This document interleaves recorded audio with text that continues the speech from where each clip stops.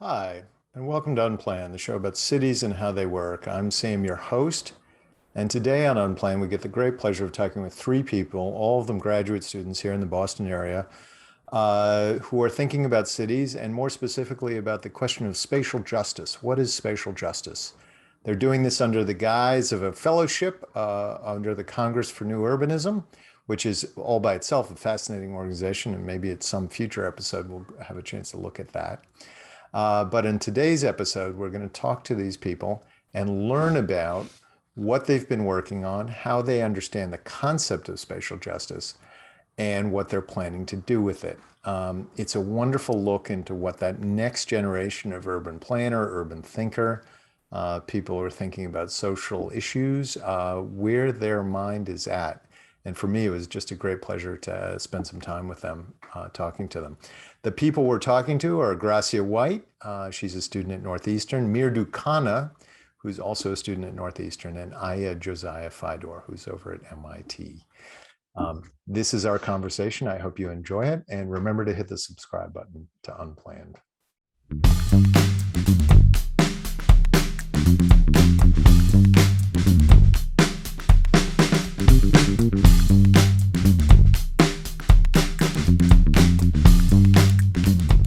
To all of you, let me just say welcome to Unplanned. Thanks for having us. Thank you. Great. So on my screen, I see Grecia first. And why don't we start with you? And just very quickly, we'll go through everybody. And why don't you, from your perspective, just give us a sense of what is this fellowship that you're in? And beyond that, what are you studying? What are you in the middle of? You're all master's students. Do I have that correct? Yeah, so my name is Grecia and I am a graduate student at Northeastern, wrapping up my program in urban informatics, which is kind of like, I refer to it as a hybrid between urban planning and data analysis and like mapping.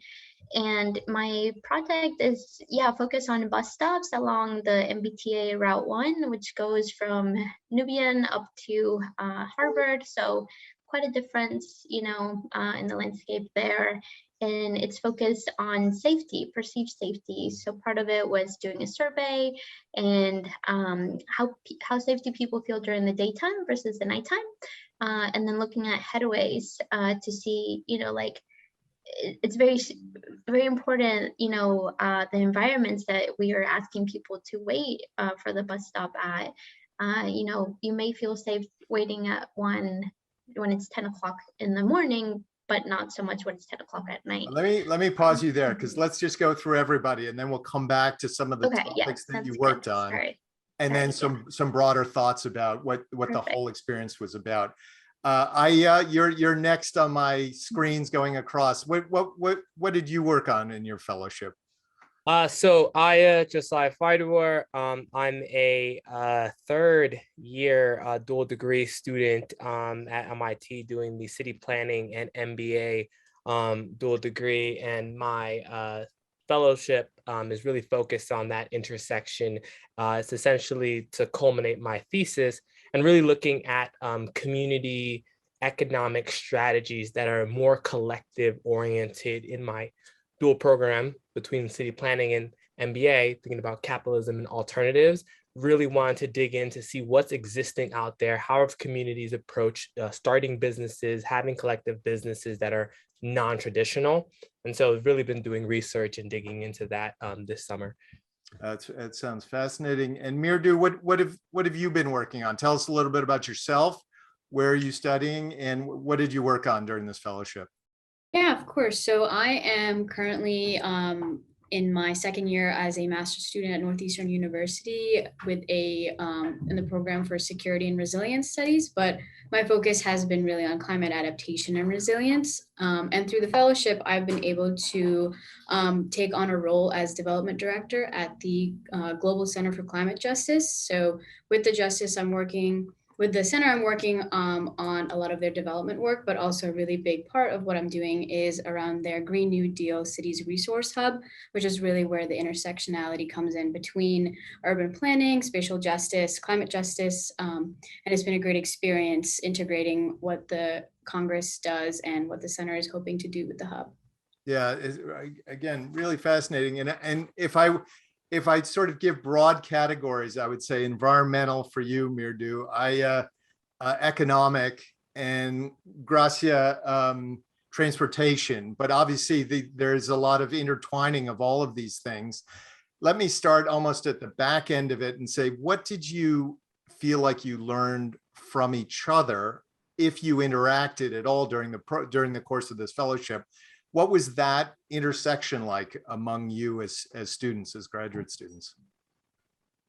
Who wants to start? Mridhu, why don't you start? You're on. Yeah, I can jump in. I think I really want to draw on the conversations that we had at our last event where the fellows presented together, just some topics as a fellow-led event. And I really wanted to highlight I really loved the conversations that you were having about anti-capitalism and some of the theories you were pulling in there, because that is a huge part of what the center is hoping to promote. And I think it's been really great for me to hear the perspective from the economic side, from the business side.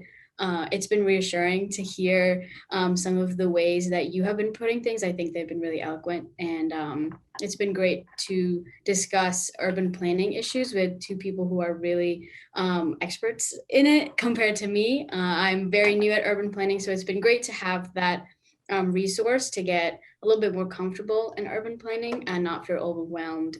They've been great resources, and I've really loved speaking with both of them about their topics. Interesting. Aiyah, how about yourself? What's been your experience in terms of interacting with your two colleagues, your two fellows?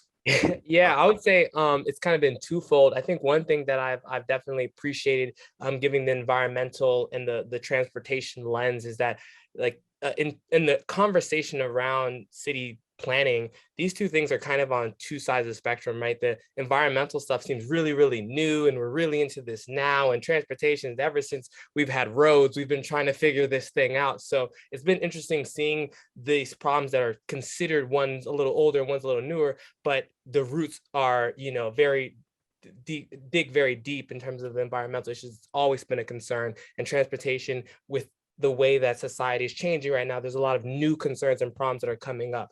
I think the other thing that I think I've really made very clear is that we think about where all these perspectives come in as like intersecting, but really they're layered. And when you think about it from that lens, not just like, oh, when transportation meets environmentalism, that's when we have these conversations, but really it's like, if you dig under the environmental issues, there's transportation rooted there, there's economic development there, and it's not even like a hierarchy of sorts. They're all just sitting right on top of each other. And I think that a lot of our conversations have come to this place of like, yeah, we all agree, because we're seeing that it's not just when we hit this certain point, it's just like throughout it, there's a consistent kind of parallel of issues between us. Yeah. And Gracia, how about yourself? What's been your experience interacting with your two other colleagues here? No, I totally agree with everything that they just said.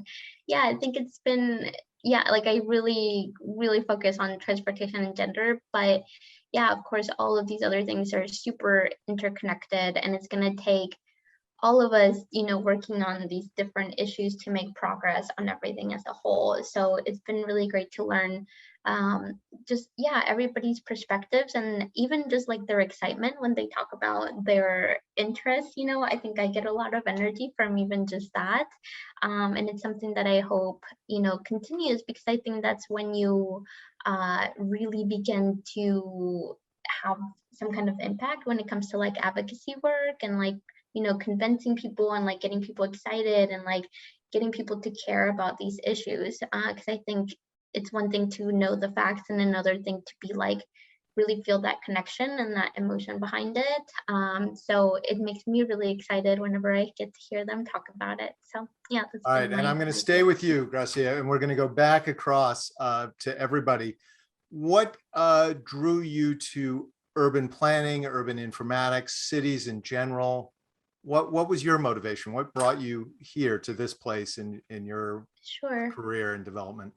I did a year as an AmeriCorps Vista with the city of Austin and their public works department.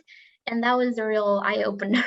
Like, oh, In geez. what sense? Tell us a little bit more. Go a little deeper on that. What? Of Yeah, I was a liaison between the community and like different neighborhoods, and then getting them, helping them with their application process for grants that the city was awarding for different like very small infrastructure projects like sidewalks or like pocket parks or even crosswalks, and just the process of like all the different departments that had to come together and the budget and like the timelines of projects and how like what the incredible need was for sidewalks.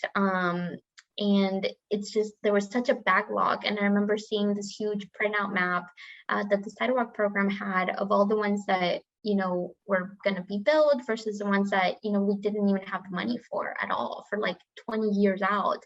And that to me Did really this hit. prompt you to study it as a graduate student? Is that what you had came a out of that huge- experience saying, I want to know more about this? Is that what it No, was? for sure. Yeah, it was that, and like how things were, how tracked, and how things were recorded, and using that to like just kind of get a sense of the magnitude of the issues. So that's where the data piece comes in. All right, let me pause you there. I Yeah. want to keep going Mhm. across here. So Aiyah, what brought you to cities and urban planning, and you're also doing an MBA? What's that about? How does that fit in? I mean, I'm kind of a faux academic, to be honest. I think what really happened for me was that all of this just felt so personal. And I grew up in cities. I see the Boston map behind you, and I lived in that system. That's how I got to school. That's how I got around. And I think at a pretty early age, I started to question like, why are the things that are happening to me in my community happening? And is it happening in other communities? And I think I was blessed enough to be able and privileged enough to see other places and realize that things that are happening in Boston aren't happening in Lexington.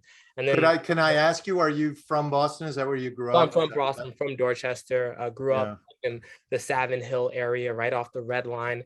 And it was in this experience, just going to school with people, just having my interactions with law enforcement and education and healthcare or lack thereof, that really started to prompt these ideas of like, what's happening and what's not happening. And I had the benefit of also having the experience of being in other communities and living temporarily in more solid, communities that had, better, higher tax brackets, and was like, we didn't have these options in my middle school. And so when I came to college, I just jumped into like, hey, if I can study my own background and the communities I came from, like I would be very passionate about this more than mechanical engineering. And Interesting. Well, hang on. Hold on one second. Mridhu, we'll get to you in just a second. Where are you in that spectrum of understanding where you came from and all the things you experienced as a young person in Boston? Yeah. How much have you come to understand or not yet? Yeah, I mean, I've just come to, first have places where I thought the problem was, oh, it's education, it's our school system. And then I, went to like, maybe it's our politicians and our government. And then, it just led me to this place of really asking, what is the overall governing structure that is creating a lot of the incentives and the systems and the situations that we're in? And so that's where I am now, where I'm like, let's look at the superstructure and let's ask ourselves if this economic system is truly working, is doing any of the things that, the philosophers and, theorists thought that this system would do. And if it's not, what can we do? All right, let me pause you there. Mridhu, what brought you to the discussion about cities? And you say you're studying, you're not studying urban planning. That's not the program you're in. That's not what you're focused on. Remind us again, just say again what program you're in, but what do you think about it from the city perspective? Yeah, so I am in the Security and Resilience program at Northeastern. And within that program, a lot of the focus does become cities because that is where the largest populations are. And when you're looking at protecting people and creating resilient systems, a lot of times it comes down to cities. But I think working in the climate space can be extremely overwhelming because there's so much to do, so little time, and you want to make the most impact the fastest way that you can. And I think through my first experience working in the climate space, which was at the state level, through some of my courses looking at cities and climate change and sustainability, working at the local level, especially in cities which produce so much more of the emissions compared to their geographic area, it becomes a space where you feel like the change is tangible and you can see that there are opportunities in cities because of the way that they're structured, their proximity to the people. That's just not there right now, especially in the US at the federal level and even sometimes at the state level. So as someone who is a climate advocate, it is kind of like a beacon of hope almost that these places are laboratories that we can make the transformative change that's needed in order to reduce our emissions and adapt to climate change. And cities offer a really great opportunity for that. So that's really why the center has been looking at the local level, and not just cities, but just at the smaller scale. So that's kind of why I got into urban planning in the first place, because it becomes such a big component of creating transformative change. Yeah, I'm sympathetic to the notion that you can actually begin to address some of these global issues very locally, and a city is a perfect place to do that. And there's all this infrastructure that you can actually work with and work on to try to make improvements. So I hear you there. Mridhu, I'm going to stay with you. So your fellowship is in spatial justice, and I want to kind of begin to touch on that concept of justice, but also try to understand what is the spatial component to it. What does that mean generally? What does it mean to you? What has it meant to you as you've been doing your work? Let's start with that. What is spatial justice? Yeah, so I think it's been quite a learning curve for me from the National Congress, a conference that the Congress hosted, to all of the events that we've been having within the chapter, and learning exactly what spatial justice means to planners. I think it means different things depending on which avenue you take it from. But I think the way that I've started to understand it, especially through some of the really theoretical and foundational work that we've been doing for Green New Deal cities, is it's a way to create like these irresistible communities. So places that are really walkable, places that are clean and safe and accessible.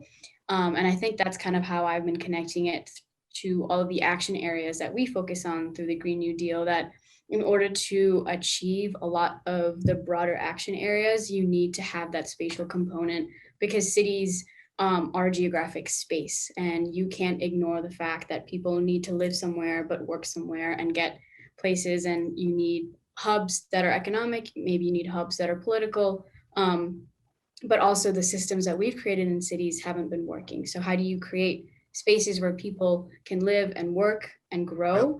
Let's let some of your colleagues jump in here, because Yeah, this is kind of the nub of the thing. And feel free to talk, or the next person on my screen is Aiyah, but Grecia, if you want to jump in at this point. What is spatial justice? Aiyah, why don't you take it from here? What does it mean to you? Yeah, and I think Mridhu like really, captured a lot of the hardcore reality of it. When we think about justice generally, social justice, environmental justice, right? Justice has a place.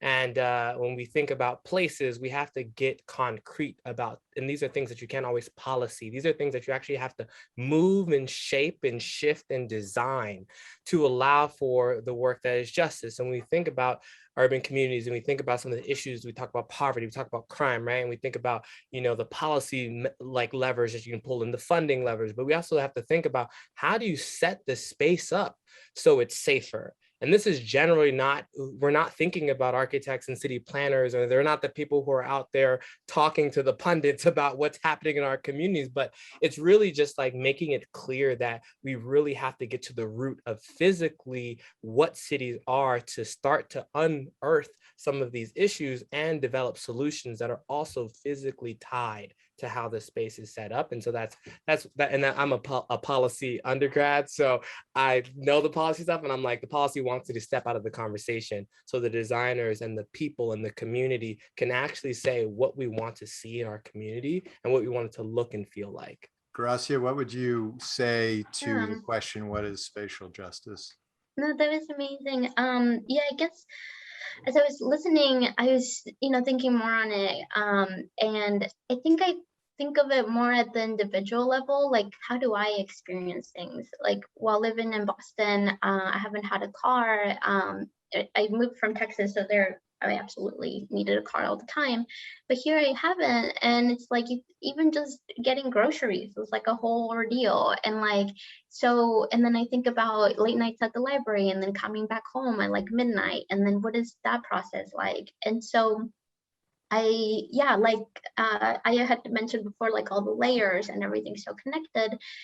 And I think about, you go through that in your head, like, okay, is it the policy? Like which policies? Like, okay, is it the politicians? Which one? And then, but then then I'm like, I'm at the point where I'm like, maybe like, I'm about to like just give up on it all and just say like, well, what can I do? Like, should I become a developer? Should I just create my own, buildings how I want to see them because nobody else is? And I'm kind of getting so restless. Like, well, do I even have time? I don't want to wait around to like convince people like this is how it should be. Like, can I just do it myself, kind of thing?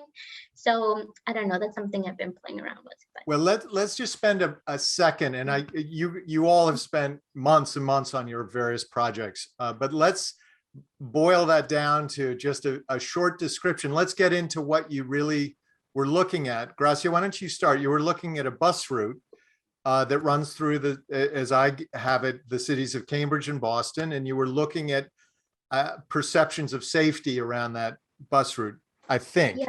Yeah. Tell us a little bit more. There's this concept called potential waiting time, and it's the time whenever the bus is unreliable and you have to budget in some time so that you don't miss the bus, to account for that unreliability. And so, what happens when people have to budget in a lot of time at places where they don't often feel safe. And this is something that I don't think we talk about enough, especially now with the MBTA undergoing their bus network redesign process. I sat in on some of the talks, and it was, the word equity gets thrown around so much, and I kind of have like equity fatigue. I'm like, what are you even serious about it? Like, what do you actually mean it? And it focused a lot on race, which of course is important, but then nobody even talked about gender. And I am a brown woman, like I'm not just brown, like I'm also a woman, like, so these things, kind of affect each other. And so I think Gracia, I'm going to hold you, if I can pause you there, because I want to get back to that very concept of race and gender, and because this notions of justice have just been in the forefront of our public conversations for the last year and a half in very intense ways. But I wanted you to describe your project a little bit more so we can understand what it was you are working on in your fellowship. And, as I mentioned before, it's, kind of my thesis focus. It's also something that I'm working on from a startup perspective, but it's really this concept of how do you physically have a place, how do you physically have a space that operates within this current existing superstructure, this capitalistic system, but doesn't necessarily comply by the traditional rules of it. So how does a, community or collective of entrepreneurs, for example, own a space? Garcia mentioned the do I become a developer? How do the community act as developer, act as landlord, act as cohabitating tenants in a physical space?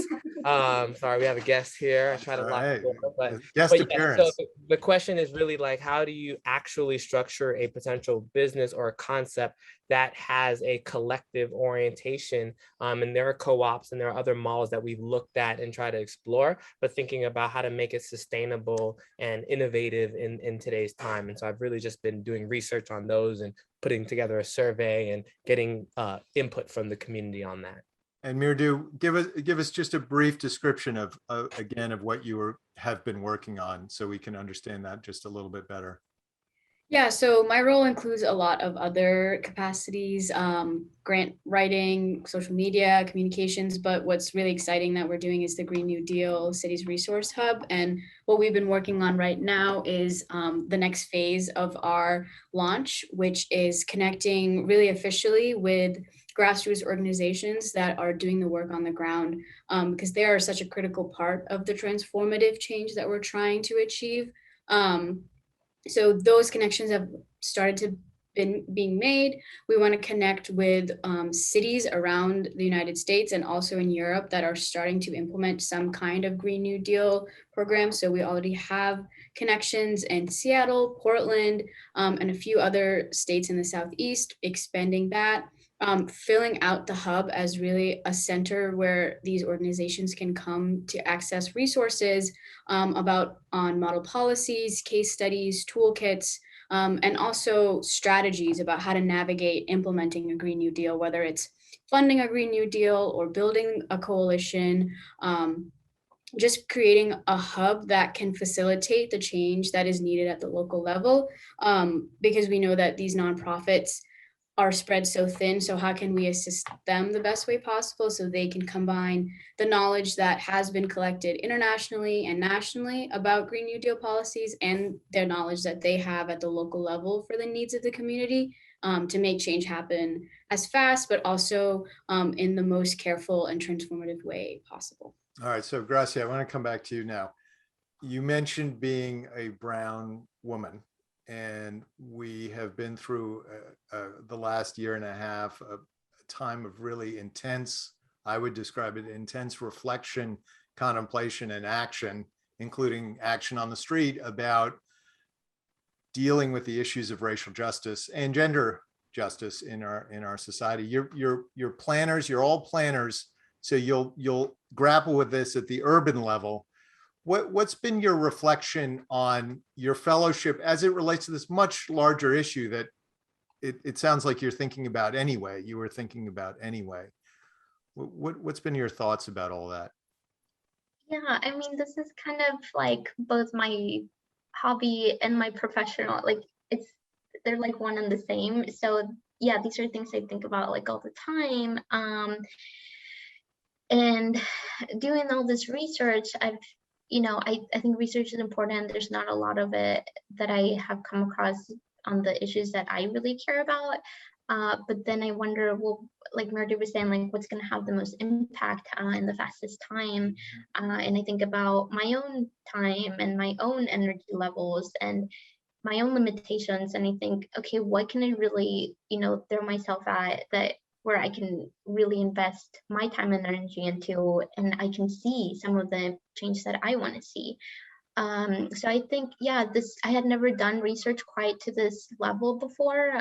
So it feels good to have been able to explore it more in the process of it all. But I think perhaps, I don't know, I don't know if research is for me, because I feel like, I don't know, maybe I've become more like, more anxious about things, like more impatient about it, and like, okay, let me just try something else out and see if perhaps that can be faster. So that's been my experience, at least. Yeah, I wonder, would you grapple with that same question of the issues of racial justice? I mean, spatial justice, racial justice, gender justice. A lot of these questions have been raised in ways that they have never been before in this country, and I'm curious what your take has been on the whole experience of these, given your studies and your focus. What would you say? I think the piece that is very interesting is that as you mentioned, in the past year and a half, it's been at the forefront of conversation. But obviously, people have been experiencing this. Communities of color, marginalized groups have been experiencing, talking, trying to bring this up for generations, right? And so it's an interesting moment in that it's a conversation that prior, when even speaking for myself, I came into business school as an anti-capitalist. I hosted an anti-oppression workshop my first year there. This was in 2018, and it was well received in that a lot of students came. But I heard from the administration at MIT that they did not like how it went. And because we were challenging and asking questions of like, what's MIT's role as a place that's to uplift the defense industry and has had this impact, has these relationships with individuals who have perpetuated these crimes against humanity. And it was, the community was not ready to have that conversation. Then we have this summer and all the things that we have. And now the institution is putting on conferences around this and conversations around that. So there's a bit of a moment of like, well, where were you all when we wanted to have this conversation? And now, is this just a moment? Is this just because it's trending right now? Is there a real willingness to grapple with it? So I think a lot of us, of course, have this energy and are excited to have this conversation, but there's also this moment of like, it's kind of pretty hard to believe. Are we really willing to dig deeper? And so it's pushed me to be, stronger in my views and stronger in my opinions, because, we have to have these conversations, even if they're not realized their importance until, years later. But it's just really relit the fire, for me at least, around really pushing this dialogue. Mridhu, what about yourself? These broader notions of justice in our society, what we've been experiencing together as communities, your role on the urban side and the environmental side, what's been your reflection about your studies, your fellowship, and then the broader sort of social questions that have been in the forefront for a little while now? Yeah, I think a lot of what we have been discussing at the center is a lot of the events that we've been seeing, whether it was the events of last summer, the COVID pandemic, some of the flooding we just saw in China and Europe, it's not just exposing our vulnerabilities, but it's really exposing the system, and it's creating a conversation that we really want to capitalize about. It's not just that climate change is happening. It's not just that police brutality is affecting Black communities. It's not that the COVID pandemic was unprecedented. It's the fact that the way that our systems have been set up around public health, around the way that resources are used, around corporate power, that is really making these even worse than what we would think. So we say denaturalizing the climate conversation. So we can't just focus on the fact that climate change is happening, but you have to be really reflected about how are the systems that we have created as a society making these worse and making them way worse for the most vulnerable communities. So let me ask you, and I'm gonna ask you all, but Mridhu, why don't I stay with you for the moment?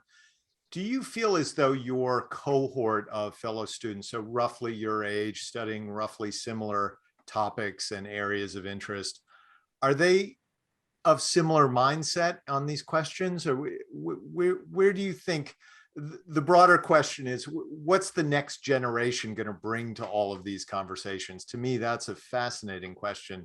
As somebody who's a little bit older, obviously, what is the next version of these conversations going to be? What's your sense of that? Mm-hmm. So I think being around the center and working with the other staff that are all kind of within the same mindset, that is what we talk about, how that there is systematic change that needs to happen. But I know in my courses, there's definitely a spectrum, especially when it comes to issues like climate adaptation, a spectrum on how much is the West responsible for making up for the funding that needs to be implemented in order for developing countries to stay protected, and issues like how much like polluters, how much do we need to change the way that we look at corporations and their role in emissions. So I think there's a spectrum even within people who are working on climate policy as to how much can we work within the systems that we have been operating in, and how much do we need to reform them in order to work for the broader general public. I'm going to put it to you next, and we're running out of time on this episode of Unplanned. So what's your sense of it more broadly? What's your cohort thinking about these things? I think for my cohort, this is reflecting on even being in business school, where a majority of folks still do very much believe in the traditional kind of understanding and expectations of capitalism, but have been more and more willing to critique and challenge it and ask if there's, even more people-centered capitalism. Is there another way than the traditional way capitalism has been operating to continue? But I think that there's even more energy and fervor. I think our generation and the cohort maybe right before us and us pushed a lot around issues of identity and really just addressing issues around race and gender and sexuality.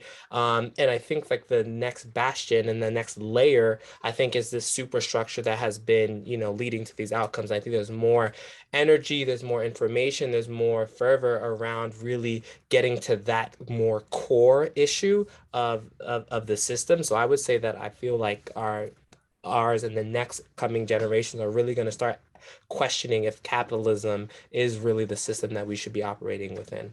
And Gracia, how about yourself? What's your sense from your perspective and your where you've been that of what your cohort is thinking? What do you what's your sense? Yeah, I was thinking about my friends, and honestly, everybody's tired like all the time, and consistently we're just like, we're tired of working. Like we're all like in our late 20s and we're already like, how much longer do we have to do this for? It's just so, I think it's starting to like really hit us. And then, but I'm the most hopeful for my younger brother's generation. I guess he's Gen Z. They're so accepting. They're so open to trying new things. They're so open about mental health issues and depression and anxiety and like climate change. They really get it. So I think my generation is kind of tired, but I think Gen Z is really gonna help us out. So I don't know. I think my friends are all aware of this and really care about it, but they're also thinking about their own, like they want to buy a house, and how are they going to do that? They're tired of renting. And so it's like, yes, we see these problems, but at the same time we see our own individual problems. So it's hard to like find the energy to like, always be thinking about these massive issues when you're also thinking about your own. So that's been my case at least. Yeah, no, it's all of it's just fascinating.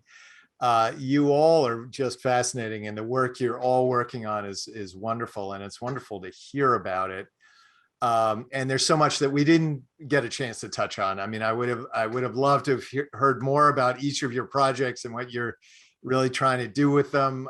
We didn't talk about the Congress and its just broad framework, what it's trying to accomplish, but maybe in some future conversation. To close it out, as I thank you for joining unPlanned, what's next for each of you? What's your next thing that you're doing? Are you finishing up this project? What's your next on your list? Gracia, why don't you start? What's next on your list? Sure. I'm taking a year off, and I'm gonna spend a lot of time with my brother and try to build adaptive cycling program where he lives. He has a disability, so talking about access and transportation, he lives in the suburbs in Texas, so that has its own challenges. So yeah, that's what I'm going to be fully focused on. Aiyah, what's next for you? Yeah, not too different from Grecia. I too am once done with school, not planning on jumping into a job. I'm tired too, but it's family for me, and my family has had a West African food restaurant in Boston. They were evicted during the pandemic, and through some relationships, have been able to relocate to Providence, Rhode Island, where I am now. And so helping them restart the business. We're on Main Street now and reestablish this business in a new community. So that's going to be my focus for the next year or so. Oh, fascinating. Mridhu, what's next for you? So I'm going to be in this role until about December, and then finishing up my master's program after that, and really hoping to gain a lot of the underground project management skills from running a nonprofit, so that hopefully I can continue doing a lot of grassroots organization and work around climate policy and climate justice once I graduate. Yeah, well, the future is bright with all three of you, so we're very grateful for that. And I personally, as somebody who is drawn to planning as a young but starting midlife person, I'm grateful that you all are entering the planning profession, because it can use your energy and your perspectives on all the questions and issues that are raised in urban planning. Well, congratulations on your fellowship. Hopefully we'll have chances to cross paths in the future, and a real joy to have you on unPlanned. So thank you again for that too. Thank you. Thank you so much.